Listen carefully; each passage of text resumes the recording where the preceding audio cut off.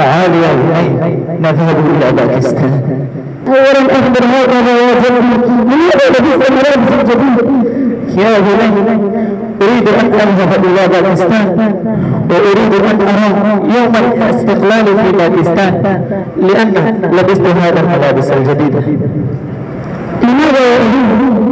تعال. سمعنا هنا أن اليوم 14 من أغسطس. أريد أن أرى كيف يحتفل المسلمون بالاستقلال في باكستان. يحتفلون بنفس الطريقة التي نحتفل بها في 15 من أغسطس. يكون فيها الرقص والزوزاء واللعب والمشرفات. لا يا بني إنهم مسلمون. يشكر المسلم على النعمة ويسجد لله تعالى. إنها دولة الإسلام حياة الملايين من الناس. بعد سنين نرى دولة الإسلامية. يا بني سنذهب إلى قريب ونعرف أنفسنا لإخواننا المسلمين سوف يعبرون بنا ويتركوننا. دعنا نذهب يا جدي.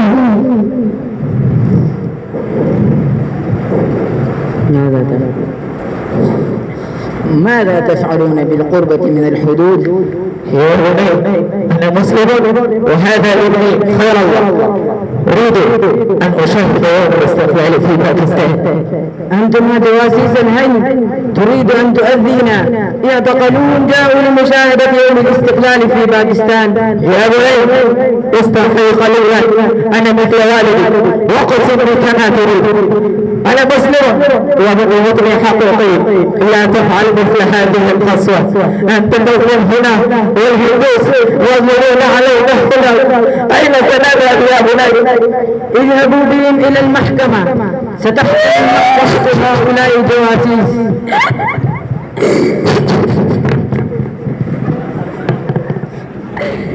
عند ابن اليوفان سيتصرف القاضي المحترم.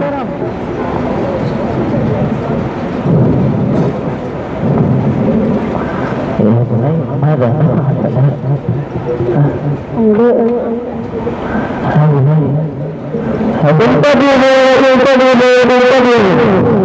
انظروا تحليل المسألة.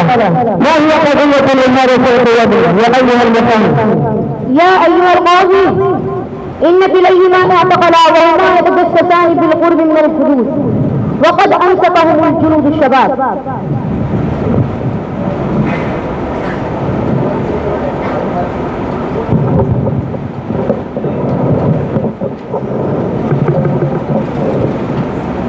فهل وجدتم الشيء لديهم أم ما وجدتم؟ أخبرني يا أيها المفاهيم. نعم وجدنا لديهم خرائط في باكستان. يبدو أنهم أتوا للتجسس في باكستان.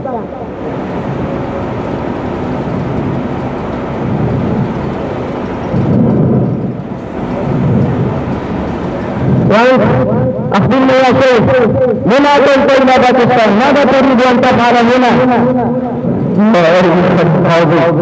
أنا مسلم أصبحت بجرح في وجهي. عندما كنت شابا كان الهندوس يستهدون أمهاتنا وبناتنا وأهلنا وبينما كنت أحاول وهذا الطاغية بقضية حبيبية وجرحي. شيخ أنت تكذب. لا تكذب. كن الحق ولو كان مرا. الحق من الإنسان. لما أتيت إلى باكستان وما هو هدفك؟ يا أيها القائل إذا قرأت للتجسس كنت آتي الشباب ولماذا أحببت هذا معي؟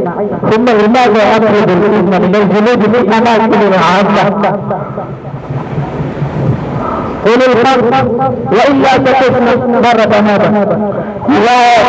يا أيها القاضي اطلقوا وهذا أفضل من الحدود التي رأيتها أثناء اعتقالي.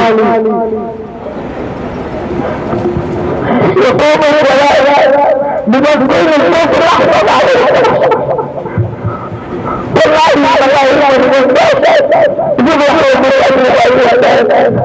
لقد شوهت تكريم مرآة الأمهات والبنات والأخلاق أمام أعيننا.